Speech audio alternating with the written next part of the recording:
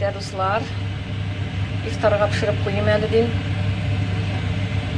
Şunday temnüşke.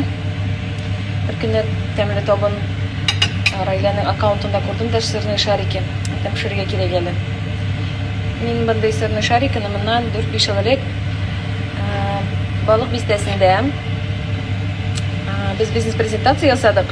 Benim ahiretimde bir yokum kişim Leysan Lukmanova'nın strukturasına. Hem şunda onun en iyisi jibergen iyi pişirip neşe şunda sırrını şariki.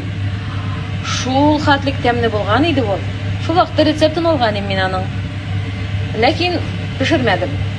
Bir gün Leysan'da bulduk iftarda. En iyisi de var idi. Şu sırrını şariklerini alıp kelgen. Oşadım da ufma item Leysan davay tağın bir. Şaytırıp mine Leysan jiberdi reseptin. Hele yani yoşap karadı bik temledi. Ne şunday şariki sırrını.